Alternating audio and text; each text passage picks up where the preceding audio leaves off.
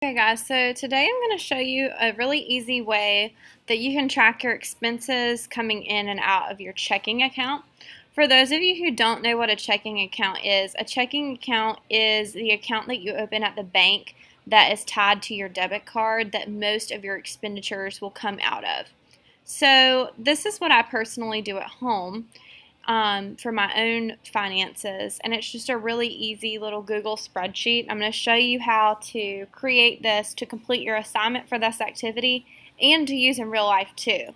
So I just created a new Google Sheets and I titled it Jaeger Checking Account Tracker. So yours will be your last name, Checking Account Tracker. And I'm just going to create a couple of columns here. The first one that I'm going to do is the date, because it's always important to note the date of when you spend money and when you deposit money as well. Then I'm going to do another column with amount, okay? And that's going to be the amount that you either spent or deposit. And then I'm going to do a third column and call that debit or credit. And in this case, debit is going to mean a minus. So I'm actually going to notate that on here. That means that you've taken something out of your account. And a credit is going to be a plus. That means you've put something into your account. Okay? So I've got so far the date I spent the money, the amount I spent, whether or not I'm putting the money in the bank or taking it out of the bank. I'm going to put how I spent the money. So we're going to call this expenditure. Okay? And then we're going to include a notes section as well, because you never know when you're going to have to make some kind of note on an expense. And I'm going to highlight those and make them bold so that I know that they're my headers. Okay? Now, this sets you up for all kinds of things. You can do, today is December 3rd, so I can do the amount that I got paid. Let's say I got paid, $100.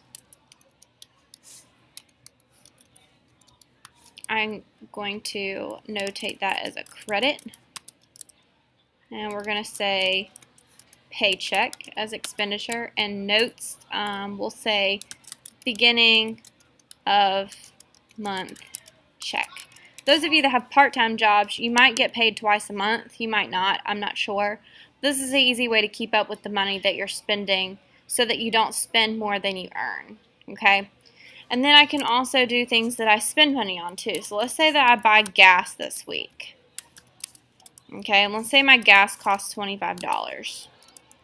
I'm going to call that a debit because I'm taking money out of my banking account. Okay? Gas.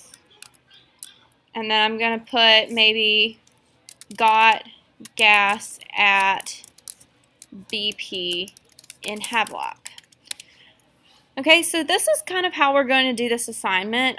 You'll see on the next pages it gives you a series of expenditures and debits and credits to record on your spreadsheet. And then here at the bottom we can total up. I did forget to tell you one thing. When we do our debits, we want to put them in parentheses so that it subtracts those numbers. Okay? So we can total up by putting an equal sign and going sum. And then we're going to just click and drag all the way down, and it'll total up our amount spent. So total spent. Okay, and that should be the balance of your checking account. So it used to be that you would balance your checkbook. Now with online banking, I feel like this is an easier way to keep up with things. So you can match this number to what shows up in your online bank account and make sure that they match, and that'll let you know that you have definitely recorded all of your expenditures.